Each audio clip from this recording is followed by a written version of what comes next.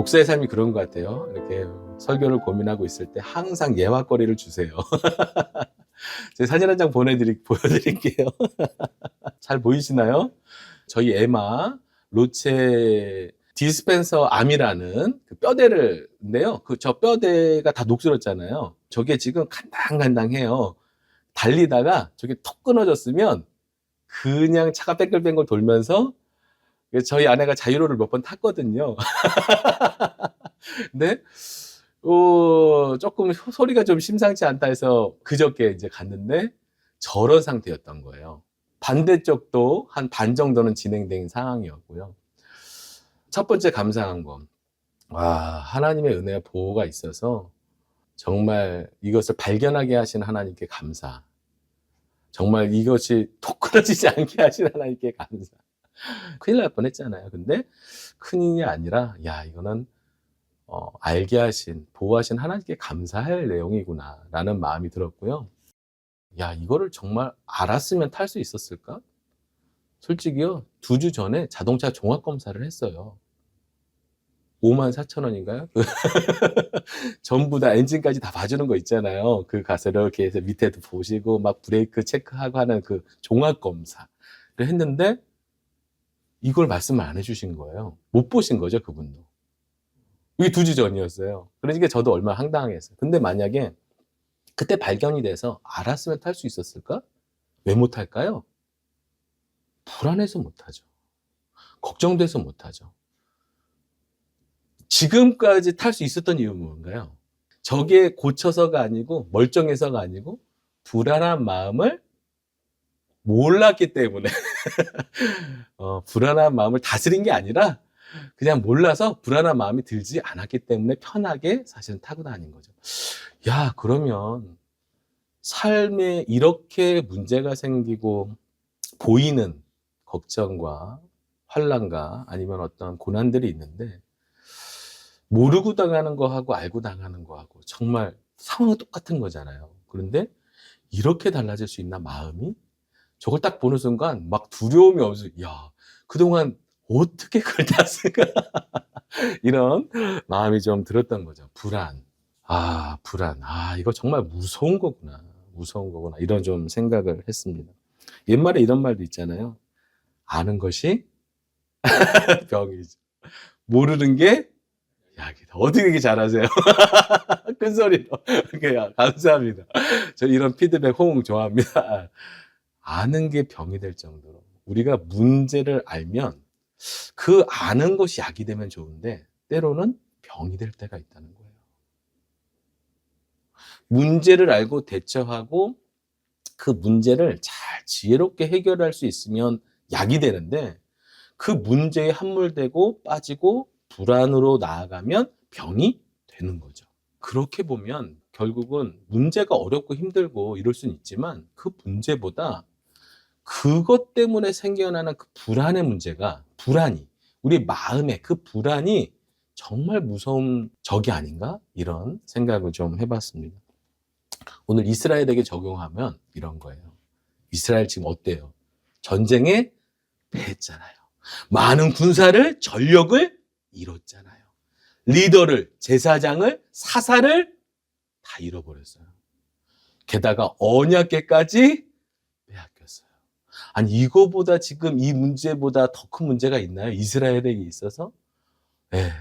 어마어마한 문제가 겹겹이 보이는 문제가 이렇게 보이는 문제가 지금 있는데 이스라엘은 지금 드라이빙을 해야 되는 상황인 거예요. 그걸 고칠 수가 없어요. 지금 당장. 군사를 어떻게 만들어내요? 제사장을 어떻게 세울 거예요? 어떻게 언약궤를 되찾아올 거예요? 방법이 없잖아요. 그들의 지금 삶의 현실 속에 이 알고 있는 문제들로 인하여 무엇으로 가득해질까요? 불안이죠. 걱정이죠. 아직 블레셋이 다시 쳐들어온 것도 아니고 어떤 상황이 그것 때문에 크게 더 벌어진 것도 아닌데 지금 이스라엘은 아마 성경에 쓰여 있지 않지만 언약궤를 잃어버리고 엘리 가문이 멸망하는 순간 얼마나 두려움과 걱정과 이런 것들이 엄습하여 그들의 마음을 썩게 만들고 있을까요? 지금 그런 상황 속에서 배경이 블레셋으로 옮겨져서 지금 말씀이 이어지고 있는 거죠. 이스라엘의 그 패배로 인하여 언약궤는 빼앗겼고요. 마치 언약궤가 전쟁의 포로인 것처럼 블레셋으로 끌려갔어요. 그리고 그 고대 시대의 전쟁은 신들의 전쟁이잖아요. 여호와가 누구한테 진 거예요? 다곤에게 진 거죠. 다곤 신전에 끌려가 그 옆에 자리 앉고 포로처럼 지금 있는 그런 모습을 지금 이미지를 보여주고 있는 것이죠. 전쟁에서 패하고 제사장, 지도자, 엘리 가문이 다 몰락하고요. 언약궤를 빼앗긴 이가봇의 상황이에요. 이가봇 지난 시간에 배웠잖아요. 카보드의 이 영광이 어딨냐라고 하는 이가봇 그 아이의 이름이 지금 이스라엘의 상황인데요. 지금 오히려 하나님은요, 이 상황을 당신의 영광을 드러내시는 방법으로 사용하시는 거죠.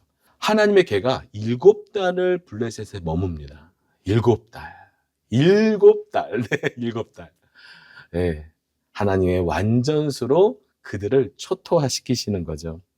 패배자 또 포로로 끌려가는 것이 아니라 아스돗, 가드, 에글론에서 엄중한 영광으로 나타나셔서 그들을 심판하시고 그들에게 재앙을 내리시고요.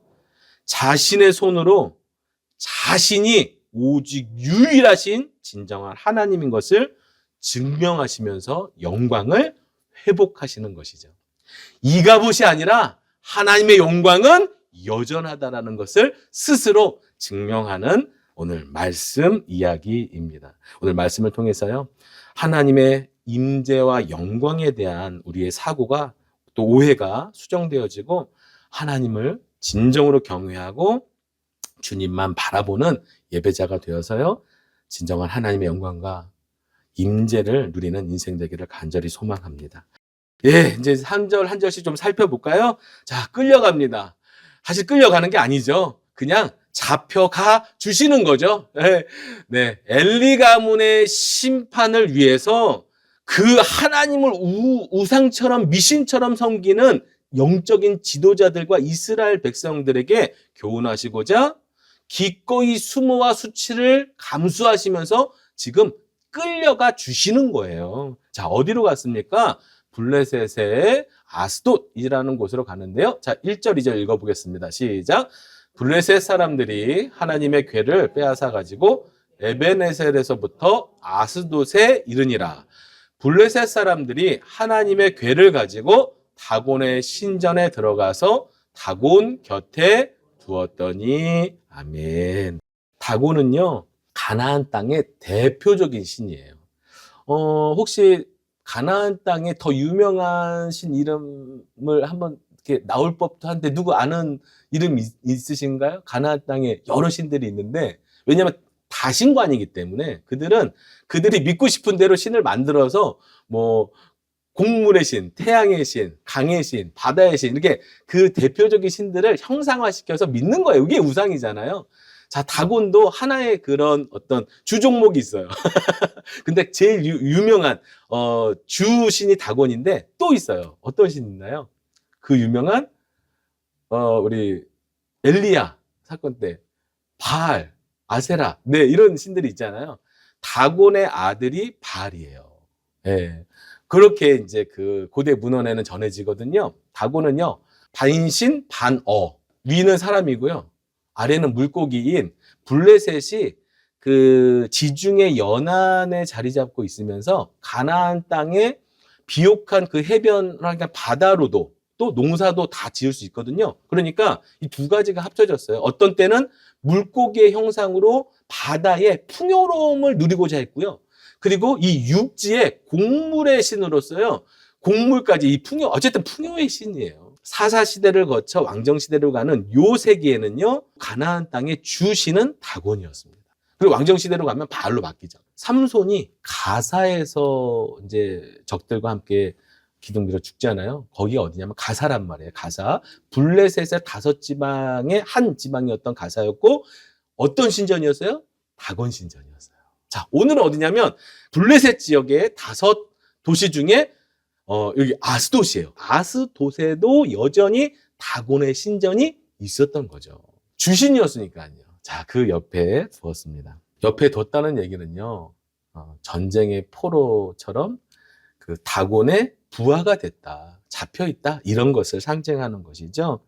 다곤의 신전에 둔 이유는요, 고대에는 다신관이라고 말씀드렸어요. 힘이 센 신이 힘이 약한 신을 다스리면서, 이 신도 신이잖아요. 나도 신이고 너도 신인데 내가 더 센 신이야. 그러니까 이 약한 신을 부릴 수 있어서 이 신도 역시 이 신의 힘이 더 센 힘에 흡수돼서 더 다곤은 더 세져야 맞는 거죠. 이렇게 그들의 사고가 있어서 이 가나안 지방의 다신관에서는요, 신들을 다 존중하는 거예요. 우리 신이 세다, 네 신이 세다, 이렇게 싸우는 거예요. 그리고 지면 흡수돼서 더 힘이 센 신이 되는 거죠. 자기 신의 우월함을 과시하기 위해서 그렇게 언약궤를 다곤 신전에 두게 됩니다. 기억하시나요? 언약궤가 나온다는 소식에 블레셋 사람들이 두려웠지만, 야, 그래도 대장부가 되어 싸워보자 하고서 싸웠는데 이긴 거잖아요. 그렇게 스스로의 힘으로 전쟁에서 이긴 줄 착각하고 하나님을 지금 만만하게 보고 있어요. 저는 이 흘려보낼 수 있는 이 구절이요, 너무 속상한 거예요. 지금 아스돗, 이 백성들이요, 하나님을 만만하게 보는 거예요. 근데 그 만만하게 보도록 누가 그 원인을 제공했나요? 이스라엘이죠. 이게 속상한 거예요. 우리 하나님이 존엄하시고, 우리 하나님이 유일하시고, 그분만이 참신이고 우리의 생명의 주인이신데, 결국 지금 이 세상이 하나님을 멸시하고 하나님을 무시하고 하나님 어디 있냐고 말하고 하나님을 존중하지 않는, 하나님의 영광을 모르는 이 세상을 볼 때 세상이 하나님을 만만하게 보도록 한 그 이유와 원인의 제공자가 결국은 우리 교회, 하나님의 백성, 하나님을 예배하는 사람들의 하나님을 향한 태도가 그렇게 만든 게 아닌가라는 아픔이 있는 거죠. 내가 정말 하나님을 오늘 경외하고 있는가? 내가 쉽게 생각하는 그 태도가 곧 세상의 태도가 아닌가? 이런 두려움, 이런 속상한 마음이 좀 들었습니다. 우리가 하나님 앞에 하나님께 무게를 둬야 되는 이유가 바로 이런 것이죠.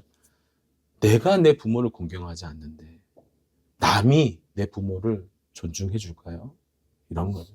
자, 그런데요, 하나님께서 스스로 당신의 영광을 드러내시는데요. 3절 읽겠습니다. 시작. 아스돗 사람들이 이튿날 일찍이 일어나 본즉 다곤이 여호와의 궤 앞에서 엎드려져 그 얼굴이 땅에 닿았는지라 그들이 다곤을 일으켜 다시 그 자리에 세웠더니, 아멘. 예, 다곤이요, 엎드려져서 그 얼굴이 땅에 닿아서 절을 하고 있는 그런 형상이 되었죠.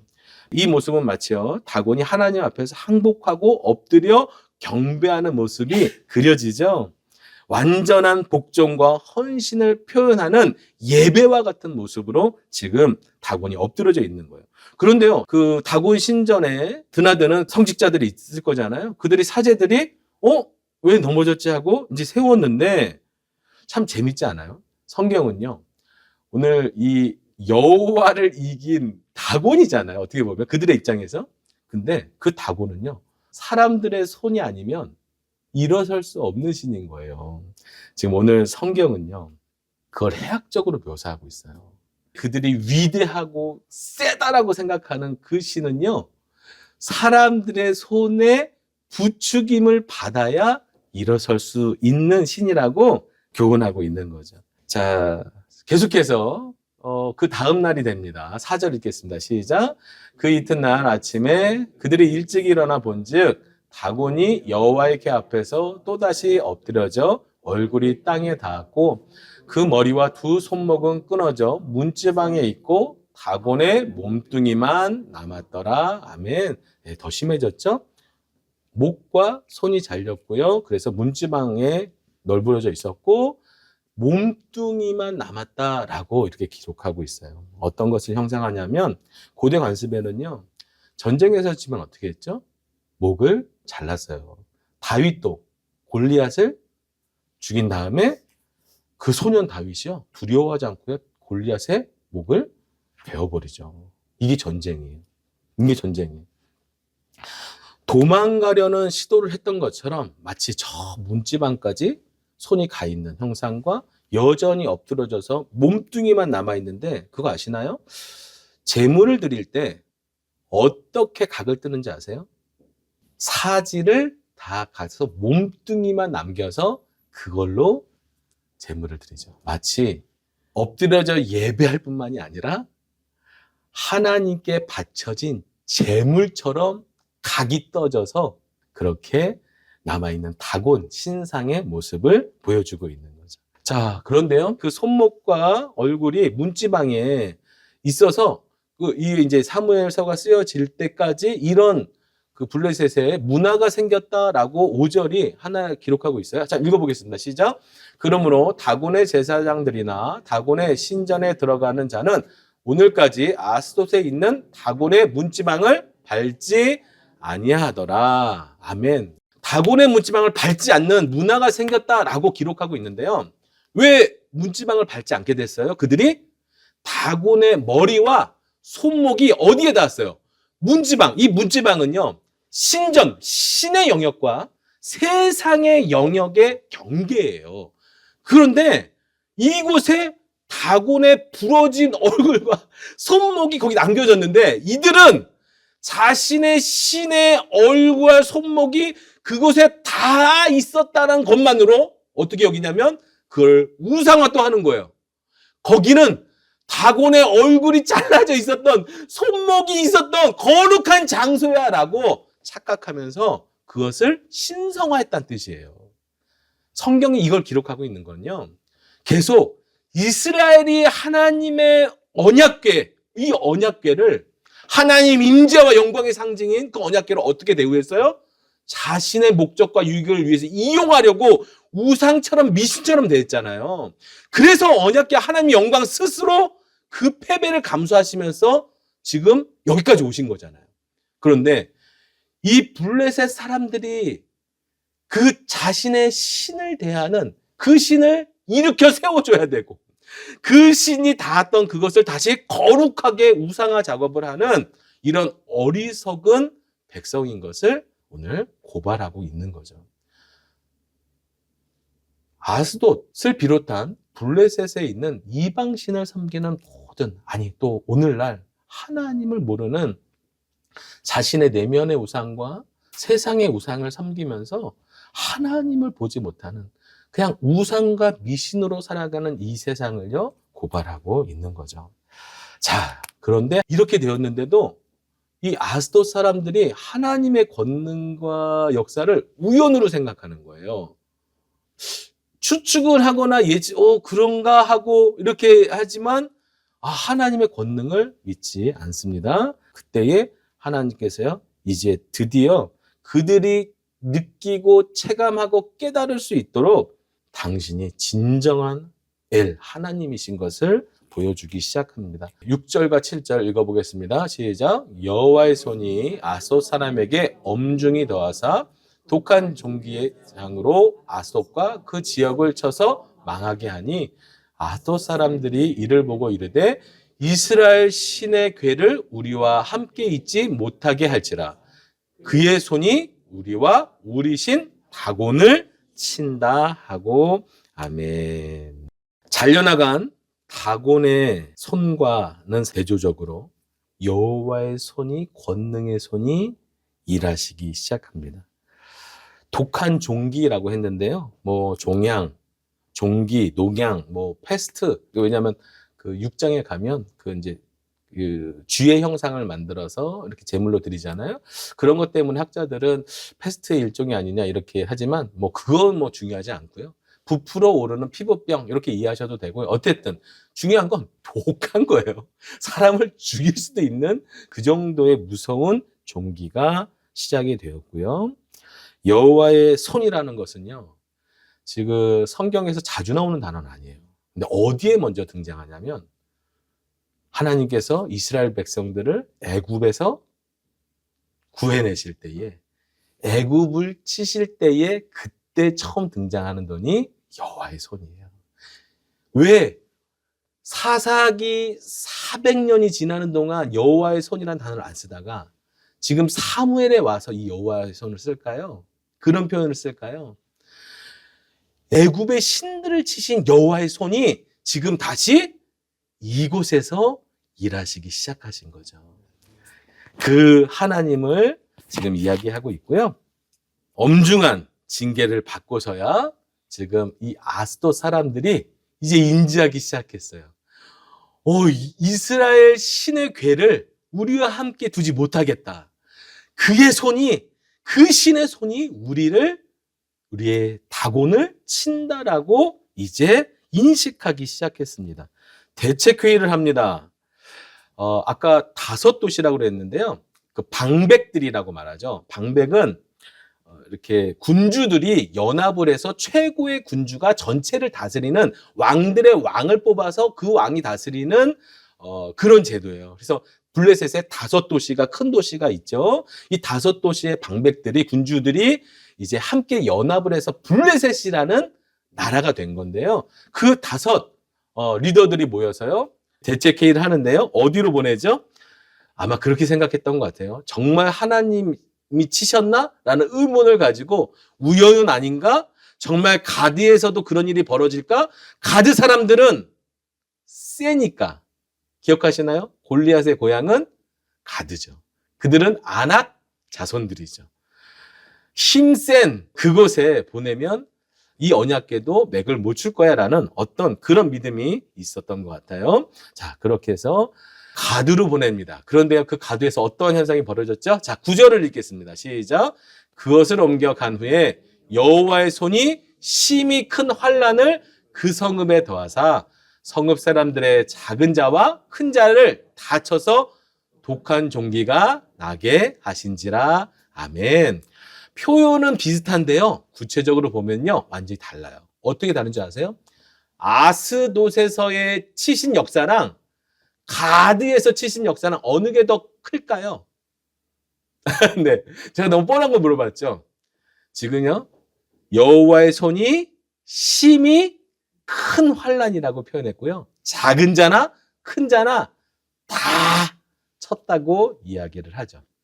더 강해진 더 심한 재앙으로 역사하시는 하나님을 보게 되죠. 그래서요, 이들은 또다시 3번째 장소를 옮기죠. 자, 10절 읽겠습니다. 시작. 이에 그들이 하나님의 궤를 에글론으로 보내니라.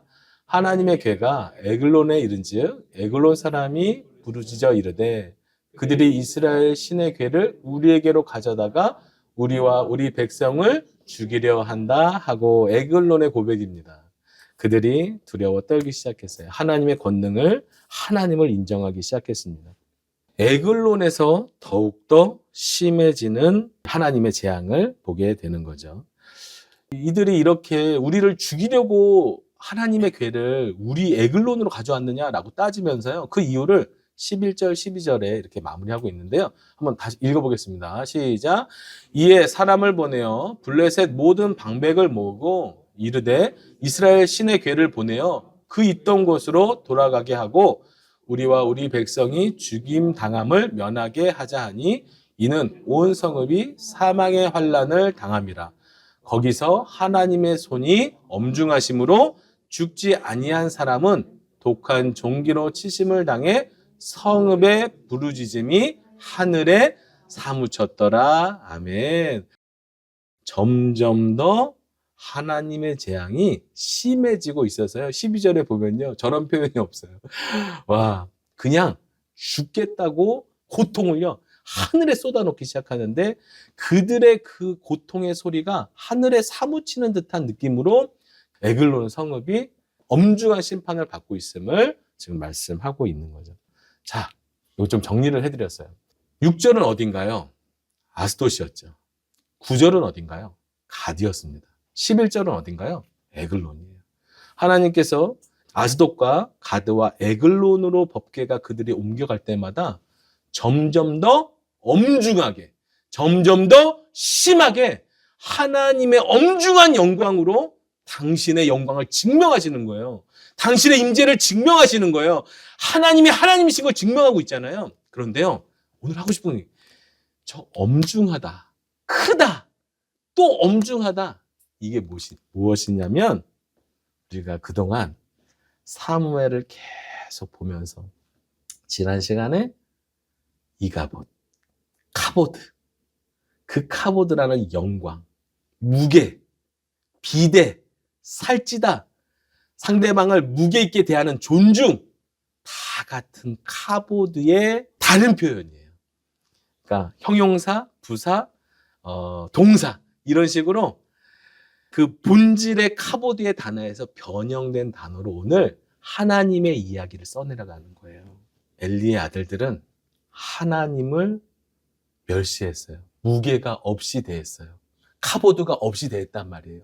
그리고 그 카보드가 없는 것으로 자신의 영광, 자신의 카보드, 살찌우는데 그것을 채웠습니다. 엘리는요, 노년의 마지막 모습에 그가 비대해진 까닭이라고 죽을 때 성경이 말하잖아요. 그것이 카보드로 살찌웠다, 비대해졌다 이렇게 말하고요. 그 손자가 이가봇 할 때 그 이 카보드, 이 단어들로 지금 하나님의 얼마나 엄중하시고 그것이 영광이고 하나님의 존엄하신 것인지를 지금 이 단어들로 우리를 교훈하고 계신 거예요. 언어 유희죠. 룻기에서는 슈브가 있었어요. 그죠?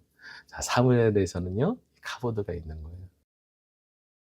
하나님은요, 이 단어로요, 우리의 우상적 신앙과 미신적 신앙을 경고하고 계세요. 빼앗긴 언약궤의 이야기는 하나님을 멸시한 이야기고요. 하나님을 우상처럼 대한 이야기고요. 자신의 이익을 위하여 하나님을 이용했던 이야기가 오늘 이렇게 흘러가고 있는 거예요. 하나님을 안 믿는 자들에게 심판은 어쩌면 우리에게 익숙한 거잖아요. 또 마지막 때 그 심판이 있을 것이고. 그런데 믿는 자에게도요, 하나님을 카보드로 대하지 않으면 하나님께서 오늘 우리의 그 미신적 우상적 신앙에 대한 결과가 그 값을 치를 수도 있는 불쌍한 성도의 인생이 될 수도 있는 거죠. 오늘 이 블레셋에 있어서 이 언약궤는요, 승리의 전리품이었어요. 얼마나 신이 났어요. 우리가 이 여호와의 궤라는 걸 가지고 오면서 승리의 전리품으로 신나서 신전에 두었는데요. 그 전리품은 재앙의 시작이 되었죠.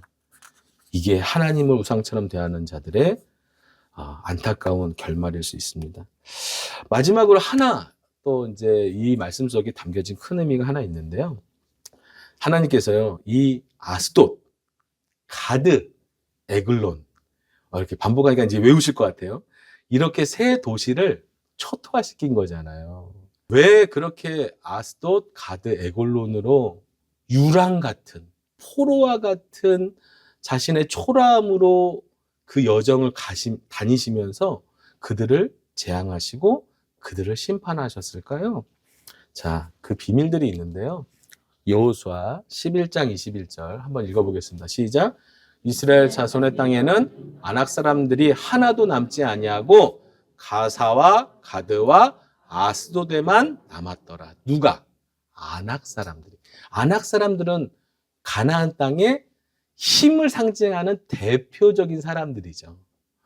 다곤을 섬기고 바알을 섬기면서 자신의 힘을 자랑하는 골리앗과 같은 대표적인 사람들인데, 그 아낙 사람들이 이스라엘이 점령한 지역에는 이제 남지 않았고 힘이 없어서 점령하지 못했던 지역, 어디예요? 가사와 가드와 아스도데만 남았다라고 이야기하고 있어요. 자, 아까 가사는 누구를 통해서 하나님께서 징계하셨죠? 삼손을 통해서 하셨어요. 가사와 아스도는요, 아직 못했어요. 여호수아에게 명령하시고 그들에게 받는 땅 너희에게 다 주겠다고 말씀하셨던 하나님의 언약이 성취되지 않았죠. 여호수아가 열심히 싸웠어요. 애쓰고 힘써서 싸웠지만 이 마지막 결과에 대해서는 우리는 정직하게 또 생각을 해야 되는 거죠. 여호수아도 이 땅은 정복하지 못했어요. 하나님의 뜻을 완수하지 못했어요. 근데 하나님께서요, 당신이 포로가 되어서 그 땅에 직접 가셔서 지금 뭐 하고 계신 거예요? 마지막 가나안 땅의 영광을 당신 스스로 회복하고 계신 거예요. 지금 언약궤의 이동 경로는요, 하나님께서 약속하신 땅을 얻지 못한 이스라엘 백성들의 그 사명을 하나님 스스로 그 영광을 찾아가시는 길이에요. 초라한 것 같은데, 패배한 것 같은데, 패배가 아니에요. 포로가 아니에요. 하나님의 뜻을 완성해 가시는 거고, 하나님의 나라를 세워 가시는 거예요. 이스라엘 백성들이 하나님을 우상처럼 섬기고 하나님의 영광을 소홀하게 생각하니까 당신이 스스로 수치가 되어서 그 땅에 가서 그 땅에 하나님의 엄중한 영광을 드러내고 계시는 거예요. 왜 이렇게 소름 돋죠? 하나님은 그런 하나님이세요. 당신이 하신 말씀을 반드시 이루는 것이에요. 오늘 말씀 속에서요, 여러분 기억하셨으면 좋겠어요. 하나님에게는 실패가 없다. 하나님에겐 패배가 없다. 그렇게 보일 때는 있을 수 있어요. 그런 것 같이 우리가 느끼거나 우리의 잘못된 이성으로 판단하거나 이해될 수는 있어요. 그런데 하나님에겐 패배와 실패가 있을 수 없죠. 당신의 뜻 가운데, 당신의 확실한 섭리 가운데 일하시는 하나님의 방법이죠. 그 패배 속에서도, 그 실패 속에서도 하나님은 여전히 일하고 계시고, 때로는 엄중한 영광으로, 때로는 화려한 영광으로, 때로는 사랑의 영광으로 우리에게 그 상대방의 태도에 따라서 역사하시는 하나님의 일하심이 바로 오늘 말씀을 통해서 우리에게 알려주고 계십니다. 하나님에게만 실패가 없는 게 아니고요, 성도에게도 실패가 없다는 걸 아시나요? 오늘 내 삶이 실패같이 느껴져도 여전히 그 하나님이 나와 함께 계시고 여전히 내가 그 하나님을 바라볼 수 있다면 그건 실패가 아니에요. 하나님의 일하시는 과정이에요. 믿으시기 바랍니다. 내가 좀 초라해지고 끌려가는 것 같고 하나님의 영광을 자랑할 게 없는 것처럼 느껴지는 현실이 힘들고 아플 수 있어요. 너무 버거울 수도 있어요. 그런데요, 그 속에서도 여전히 하나님은 우상이 아니라 하나님의 그 앞에 여전히 엎드릴 수 있다면 반드시 하나님의 영광 아래, 임재 아래 은혜를 누리게 하시는 우리 하나님인 것을 믿으시기 바랍니다. 착각하지 않으셨으면 좋겠어요. 내 성공이 마치 하나님의 살아계심을 증명하는 것처럼 성공을 이용하지 않고요, 내 실패가 마치 하나님의 부재인 것처럼 착각하지 않으셨으면 좋겠어요. 성도에게 있어서 성공과 실패는요, 내가 지금 하나님을 여전히 그 하나님을 신뢰하고 있는가. 신뢰하지 못하면 그게 실패고요, 실패한 것 같은데도 그 하나님을 붙들고 있다면 과정이고 성공인 줄 믿습니다. 하나님의 영광을 위해 향해 나가고 있는 길인 줄 믿습니다. 이게 믿음이에요. 이게 하나님의 영광이에요. 여러분, 믿음은요, 불안과의 싸움입니다. 주를 바라보면 불안이 믿음이 되고요, 주를 바라보지 않으면 불안이 나를 죽이는 거예요. 이런 불안한 삶을 사는 우리 예배자분들에게 마지막으로 하나님의 약속을 함께 읽고 예배를 기도하고 마칠까 합니다. 우리 함께 읽어볼까요? 시작. 우리가 이 보배를 질그릇에 가졌으니 이는 심히 큰 능력은 하나님께 있고 우리에게 있지 아니함을 알게 하려 함이라. 우리가 사방으로 우겨쌈을 당하여도 쌓이지 아니하며 답답한 일을 당하여도 낙심하지 아니하며 박해를 받아도 버림받지 아니하며 거꾸로 뜨림을 당하여도 망하지 아니하고 우리가 항상 예수의 죽음을 몸에 짊어짐은 예수의 생명이 또한 우리 몸에 나타나게 하려 함이라.